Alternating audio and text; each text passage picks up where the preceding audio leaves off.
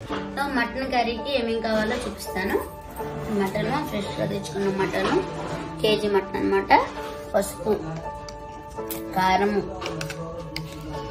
ఉప్పు, అల్లం వెల్లుల్లి పేస్ట్, ఇంత సైజు ఉల్లిపాయలు 2, పచ్చిమిరపకాయలు, కొత్తిమీర, కరివేపాకు, దీనికి కావాల్సిన మసాలాలు ఏమేమో చూపిస్తానండి. ధనియాలు, చెక్క, గసగసాలు, ఇలాచి 3 ఇలాచి, వెల్లుల్లి, లవంగాలు, కొబ్బరి, జీడిపప్పు. ఇవి మటన్ కి కావాల్సిన మసాలా అన్నమాట. మటన్ కి ఇంత మించి ఇంకోవద్దు. ఉల్లిపాయలు అయితే కట్ చేసేసుకుందాం. ఈ ఉల్లిపాయలో ఒక ఉల్లిపాయ ఏమో మిక్సీ పట్టుకోవాలి, ఒక ఉల్లిపాయ ఏమో చిన్నగా కటింగ్ చేసుకోవాలి. సరేనా? మటన్ అనేది మాత్రం కుక్కర్ లోనే వండుకోవాలి. అందుకని నేనైతే కుక్కర్ తీసుకున్నాను. కుక్కర్ లో వండుకున్నాను. కుక్కర్ లో వండుకుంటే చక్కగా మెత్తగా వస్తుంది అనమాట. మటన్ ఎందుకంటే కొంచెం గట్టిగా ఉంటుంది కాబట్టి మటన్ మాత్రం కుక్కర్ లోనే వండాలి. సో నేనైతే కుక్కర్ లో వండుతాను. సో కుక్కర్ అయితే పెట్టేసుకున్నాం కదా. ఇప్పుడు ఆయిల్ పోసుకున్నాం. ఆయిల్, ఫ్రీడమ్ ఆయిల్,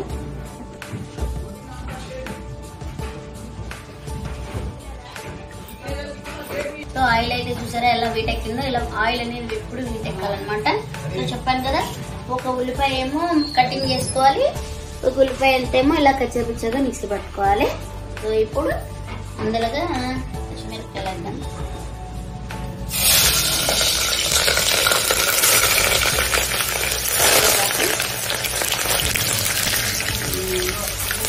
ఉల్లిపాయ వేసుకుని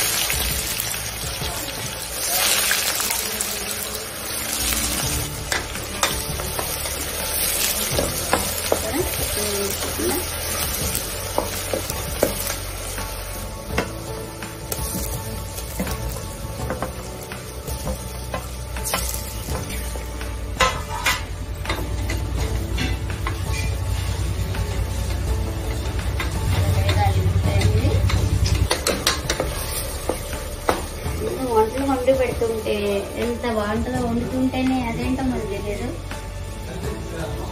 వండే కొందికి వండాలనిపిస్తుంది వంటలు మాత్రం. ఇప్పుడు అల్లం వెల్లుల్లి పేస్ట్ వేసుకున్నాం. చూసారా,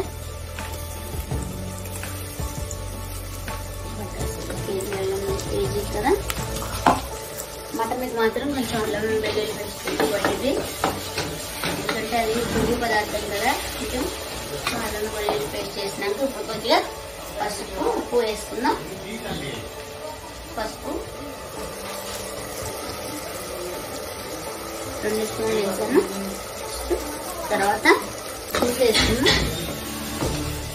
మేకకాళ్ళు చారువా పెట్టుకున్నా కానీ చాలా బాగుంటుంది.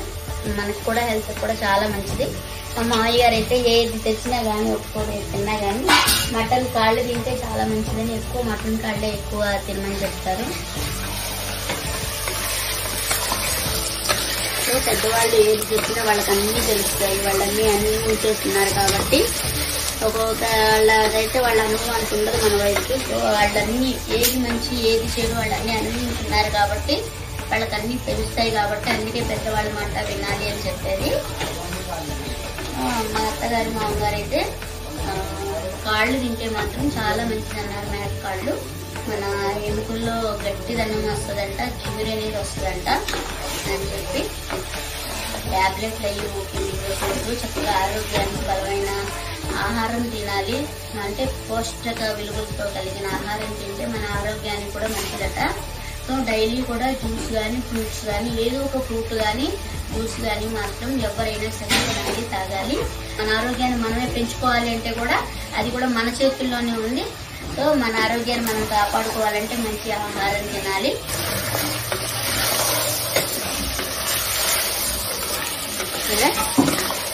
ఇప్పుడు నీళ్ళు అనేది బాగా ఎగరాలన్నమాట. నీళ్ళం కదా ఇట్లా వాటర్ అనేది చూసారా ఎలా వస్తుందో. ఏ నాన్ వెజ్ కర్రీకి అయినా సరే ముందులో ఈ వాటర్ అనేది ఇంపార్టెంట్. ఈ వాటర్ అనేది నాన్ వెజ్ లో అసలు ఏమీ ఉండకూడదు. మొత్తం అంతా కూడా అంటెగిరిపోవాలన్నమాట. అంటే తెలుసు కదా బాగా, అంటే వాటర్ అనేది అసలు ఏమీ ఉండద్దు. అలా మంచిగా దగ్గరికి బాగా అయిపోతే ఆ నీసు వాసన అనేది మొత్తం పోతుంది అనమాట. చూసారా ఎలా వస్తుందో వాటర్ అనేది.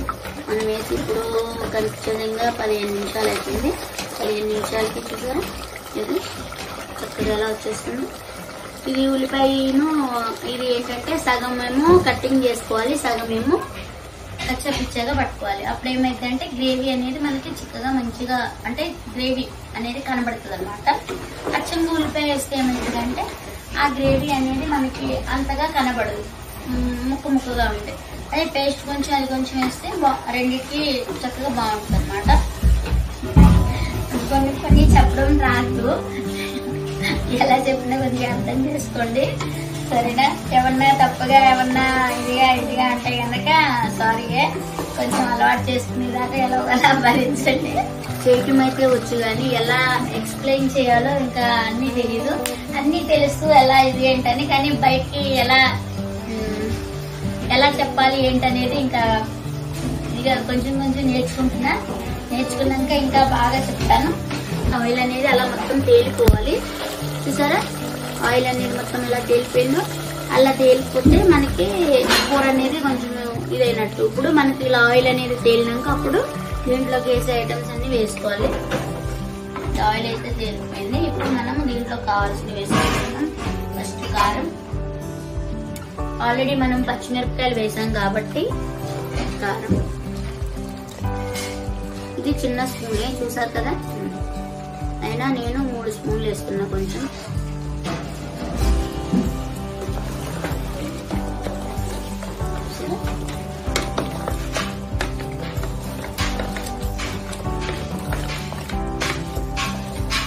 ఇప్పుడు ఇక్కడ నేను చూపించాను కదా మసాలా అనేది ఏమేమి, ధనియాలు, లవంగాలు, చెక్క, ఇలాచి, గసగసాలు, వెల్లుల్లి, కొబ్బరి అన్ని కలిపి పట్టుకున్న మిశ్రమం అన్నమాట ఇది కూడా వేసేసుకోవాలి.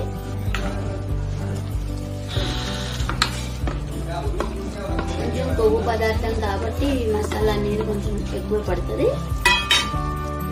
సరే చక్కగా మంచిగా దీంట్లోకి బాగా ఇది ఉప్పు కారం అన్ని వేసాం కాబట్టి కారం కూడా ఈ మసాలా కూడా కొంచెం బాగా వేస్తే చూసారు ఎలా వచ్చేసిందో. ఇప్పుడు కొద్దిగా వేగం ఇచ్చినాక కొద్దిగా వాటర్ పోసేసుకుని కుక్కర్ మూత పెట్టేసుకున్నాం. గుమాయించుకోవటానికి వాసన మాత్రమే చూసారా. వాటర్ అనేది మొత్తం అది నూనె అనేది ఆయిల్ అనేది మొత్తం తేలిపోయింది కదా, మొత్తం ఎలా వచ్చింది చూసారు కదా.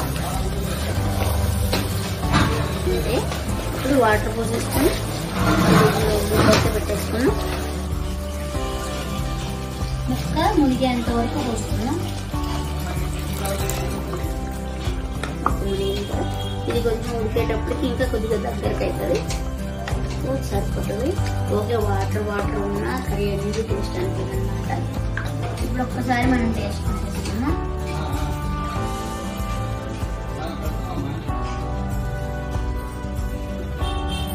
ఉప్పు అయితే సరిపోలేదు, ఉప్పు అయితే పడుతుంది. మనం ఫస్ట్ కొంచెం వేసుకున్నాక రెండోసారి వేయాలి కదా.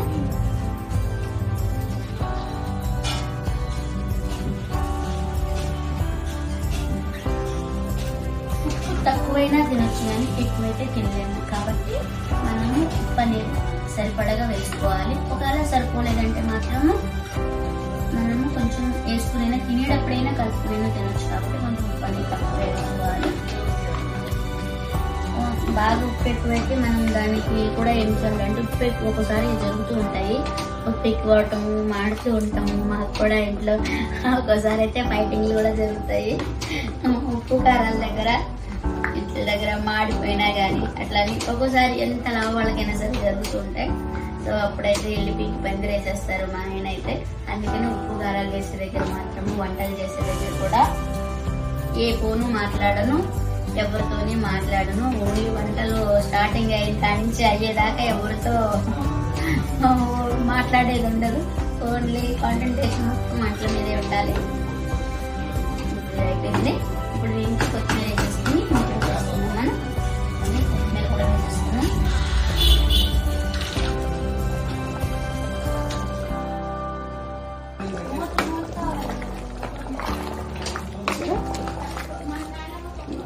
విజిల్ అంతా వచ్చేసినాక విజిల్ వచ్చేటప్పటికి ఇంకా కొంచెం దగ్గరికి అవుతుంది. సో ఇంకా ఓకే ఇదిగా ఉండకూడదు. గ్రేవీ ఉంటే కూడా మనకి ఓకే నీళ్ళు ఉన్న టేస్ట్ అనిపించదు.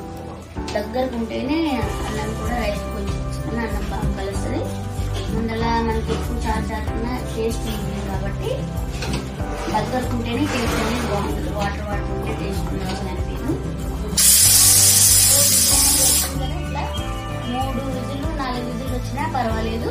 ఎన్ని విజిల్లు వస్తే మనకి అంత మెత్తగా ఉంటుంది అనమాట. మంచిగా మెత్తగా, అలానే ఓటు మెత్తగా ఉడికినా బాగుంటది. 3 విజిల్లు 4 విజిల్లు అయితే చాలా కాదు, చాలా రకాలుగా ఉండొచ్చు చేపల కర్రీ. మొన్న ఒక రకంగా వండాను కదా, ఇప్పుడు ఒక రకంగా వండుతున్నాను.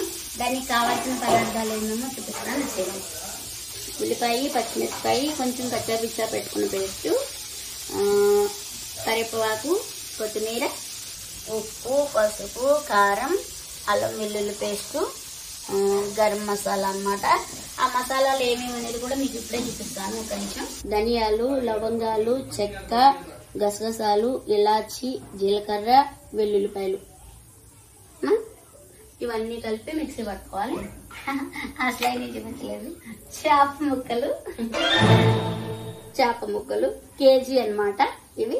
చూసారా ఆయిల్ అనేది వీటెక్కింది కదా, చూసారా ఆయిల్ అవ్వ అంతా. దీన్ని ఏమనాలి, ఎన్ని టేబుల్ స్పూన్లు అంటే ఆ టేబుల్ స్పూన్లు లెక్క తెలియదు నాకు. మామూలుగా సుమారుగా పోస్తాను. ఈసారి నుంచి దానికి సుమారుగా కూడా ఏదైనా కొలత పెట్టుకుని చూపిస్తానే. నేనైతే ఆయిల్ సుమారుగా పోస్తాను, ఉప్పు కారాలు కూడా సుమారుగానే వేస్తాను. అంటే టేస్ట్ కి సరిపడా, అంటే ముక్కలను బట్టి చూసేస్తాను అనమాట. ఇప్పుడు ఆయిల్ అయితే పోసుకున్నాం కదా, ఆయిల్ వేటెక్కే లోపల మనము దీంట్లోకి కారము, పసుపు, ఉప్పు ఇవన్నీ అయితే కలిపేసుకున్నాం. ఫస్ట్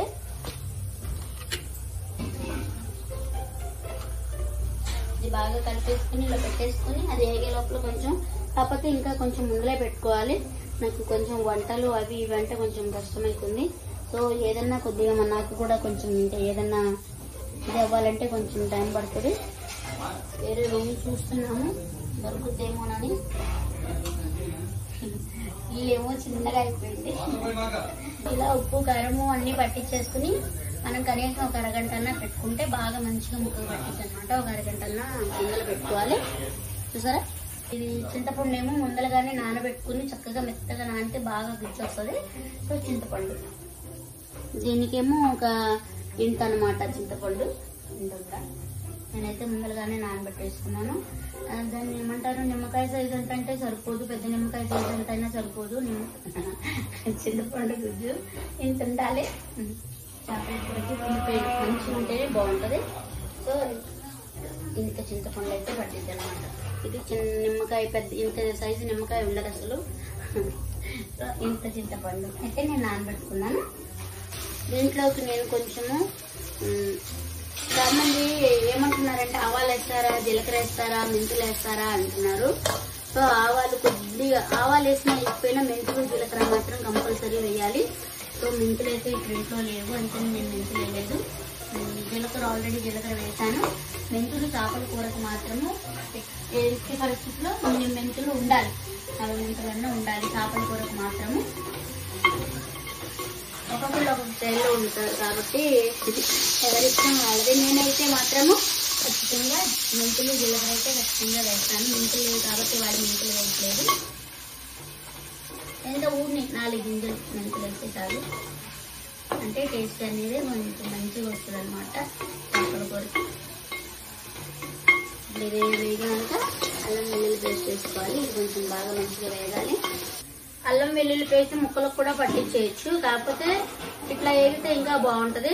సో ఫస్ట్ పులుసు పోసుకుని వేసుకోవచ్చు, లేదంటే ఇట్లా ముక్క కొద్దిగా అంటే నీకు అసలు పోకుండా ఇది పోవాలి అంటే ఇది వేసినాక కొంచెంసేపు ముక్క అనేది వేగించినాక పులుసు పోసి సిమ్ములో అంటే సిమ్ములో ఉడకనియాలన్నమాట. అప్పుడు ఏమవుతుందంటే టేస్ట్ అనేది మంచిగా వస్తుంది.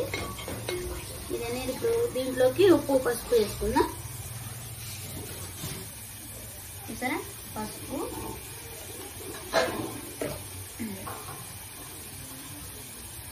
ఉప్పు ఆల్రెడీ ఉప్పు దాంట్లో వేసాం కాబట్టి కొంచెం తక్కువ వేసుకుంటాం. ఏదైనా సరే లాస్ట్ లో ఫినిషింగ్ లాస్ట్ లో ఉండాలి, సరిపోయిందా లేదా అని చెప్పి ముందర కొద్దిగానే వేసుకోవాలన్నమాట. అన్నిటి దారి వేరు, చేపల కూర దారి వేరు. చేపల కూరకి మా అమ్మమ్మ నానమ్మ ఎప్పుడు ఒకటే చెప్పేది. మా నానమ్మ ఎక్కువ అంటే మా నానమ్మ దగ్గర వండేటప్పుడు ఎక్కువ ఈ చేపల కూర ఏమో ఎప్పుడు కూడా తెగ తక్కువ, అంటే నుప్పులు లేకుండా కట్టెల పొయ్యి మీదనే. నా పెళ్ళి అయినాకనే మేము పెళ్ళి ఇంకా ఇక అవుతుంది అనగా అంటే మా పెళ్లికి మేము గ్యాస్ పొయ్యి అనేది అనుకున్నాము. అప్పటి వరకు కూడా మాకు గ్యాస్ పొయ్యి లేదు, కట్టెల పొయ్యి మీదే. గ్యాస్ పొయ్యి వాడటం కూడా మాకు అప్పుడు తెలీదు. చేపల కూరకు మాత్రము ఓన్లీ నుప్పుల మీదనే, అంటే పులుసు పోసేసినాక మనకి కట్టెల పొయ్యి మీద కాబట్టి పులుసు పోసేసినాక నిప్పులు మొత్తం అన్ని పుల్లలు లాగేసేసి నిప్పుల మీదే ఉడకనిచ్చేవాళ్ళు అనమాట. మా అమ్మ అయినా సరే, మా నాన్నమ్మ అయినా సరే, ఎవరైనా సరే. ఎందుకు దీనికేమో చికెన్ వాటికేమో కొంచెం ఎక్కువ పెట్టేవాళ్ళు. కానీ అప్పుడు అడిగితే వాళ్ళు ఏమన్నారంటే చేపల కూర ఉడికి చెడిందంట, చికెన్ ఏమో ఉడక చెడిందంట. అదేమో ఎక్కువ ఉడకాలంట, ఇదేమో తక్కువ ఉడకాలంట. ఇది ఎంత తక్కువ ఉడికితే ఎంత బాగుంటుందంట. కానీ ఇది ఉడికేది కూడా సన్న సెగలో ఉడకాలంట.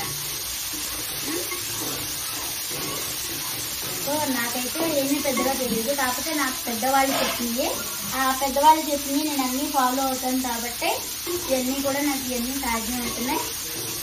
సో ఎవరైనా సరే నేను మళ్ళీ మళ్ళీ చెప్తున్నానని తప్పుగా అనుకోకండి. పెద్దవాళ్ళు ఏది చెప్పినా మన మంచి కోసం చెప్తారు. పెద్దవాళ్ళు ఏది చెప్పినా కానీ మనం అలా చెప్పిన మాట పక్కన పెట్టకూడదు. వాళ్ళు ఏది చెప్పినా మన మంచిగా చెప్తారు. వాళ్ళు చెప్పిన దాంట్లో ఏదో ఒక అర్థం పరమార్థం ఉంటుంది. వాళ్ళు చెప్పింది మనం ఫాలో అయితే గనక ఖచ్చితంగా ప్రతి దాంట్లో మనకి విజయం ఉంటుంది. సో అందుకే పెద్దవాళ్ళ మాట కంపల్సరీ వినాలి. ఇప్పుడు ఇది వేగింది కదా, ఇప్పుడు చేప ముక్కలు అనేది వేసేసుకుందాం.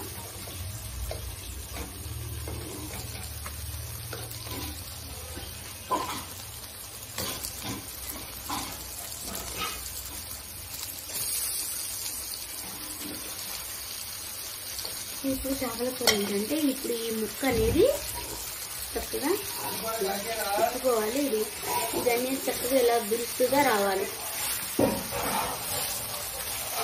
అర్థమైందా? ఇలా తిప్పేసుకుని చక్కగా కనపడుతుంది. ముక్క చూసారా ఎలా వచ్చేసిందో? వచ్చింది. కానీ వెంటనే చేపల కూరకి ఎక్కువ టైం పట్టదు. ఇది ఎక్కువ ఉడకని కూడా ఉడకవసరం లేదు. పులుసు పోసుకుని పులుసు ఉడకబెట్టుకుని కూడా చేసుకోవచ్చు. ఉప్పు కారం అందులో పట్టించుకుని చేసుకోవచ్చు. అలా డైరెక్ట్ దాంట్లో ఉప్పు కారం వేసేసి ఇలా ఎన్ని రకాలుగా కావాలంటే అన్ని రకాలుగా చేసుకోవచ్చు. ఏదైనా సరే ఒకటని కాదు. దీంట్లోకి మళ్ళీ బెండకాయ వేసుకుని చేసుకోవచ్చు, దేనికైనా సరే మళ్ళీ మామిడికాయ వేసుకుని చేసుకోవచ్చు, చింతచిగురు వేసుకుని చేసుకోవచ్చు. అట్లా అన్ని ఎన్నో రకాలు ఉన్నాయి. మనం చేసుకోవాలి మన ఓపిక. ఎప్పుడు ఒకటేలాగా కాకుండా ఎప్పుడు ఒకటేలాగా తింటే బోర్ కొట్టేస్తుంది. ఎప్పుడు కూడా ఇంకొక విషయం చెప్తాను మీ అందరికి. సో ఎందుకు అట్లాగే ఏదైనా ఒకటే కదా, ఎప్పుడు లాగానే ఉండొచ్చు కదా, అప్పుడొకలాగా ఎందుకు అని చెప్పి నేను అడిగితే మా అమ్మని ఏమన్నంటే, రోజు ఒకటే కూర తినాలంటే నువ్వు చేసి పెట్టి నువ్వు తింటావు కదా, అందుకని రోజుకొకలాగా అది రోజు వండిన టేస్ట్ అనేది మారిపోతుంది. కాబట్టి రోజు ఏ ఐటమ్ తిన్నా కానీ దానికి ఒక కొత్తదనం. ఆడవాళ్ళ మాట మగవాళ్ళు తినాలి అంటే మనం చేసే వంటల్లోనే ఉంటుందంట. మనం ఎంత రుచిగా చేసి పెడితే వాళ్ళు అంత మంచిగా మన మాట తింటారంట. అందుకోసమని వంటలు వండేటప్పుడు మాత్రము మగవాళ్ళకి మనం ఎంత టేస్టీగా వండి పెడితే వాళ్ళు అంత మన మాట తింటారనమాట. ఇప్పుడు పులుసు అనేది పోసేసుకున్నాం మనం. ఈ ముక్క ఉడికిపోయింది కాబట్టి పులుసు పోసినాక పెద్దగా మనం ఉడకాల్సిన అవసరం ఉంది. ఇప్పుడు సిమ్లో పెట్టుకోవాలి మనం.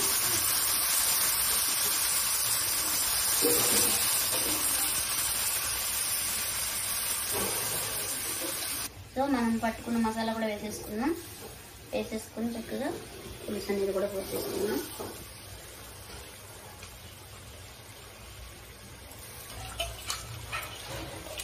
కానీ గరిట అనేది పెట్టకూడదు. సో ఇలాగే చక్కగా ఇలా క్లాత్తో ఇలా చేసుకోవాలి మంచిగా. చింతపండు గుజ్జు అనేది పోసుకున్నాక వచ్చింది కదా, ఇప్పుడు ఇక సిమ్లోనే ఉడకాలన్నమాట. మనం ఎంత సెగ తక్కువ పెట్టుకుంటే అంత మంచిది అనమాట. చూసారా, పులుసు ఉడకబెట్టి వేసుకోవచ్చు. పులుసు ఇట్లా ముక్క కొంచెం వేగినాక అయితే ఆ ముక్కకు కూడా నీటి వాసన అనేది ఉండదు.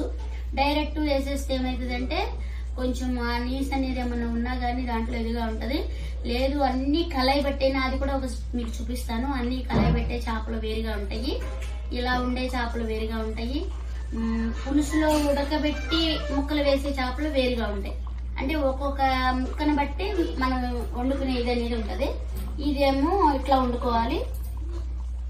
చూసారా ముక్క అనేది ఎలా ఉందో చూసారా. కొత్తిమీర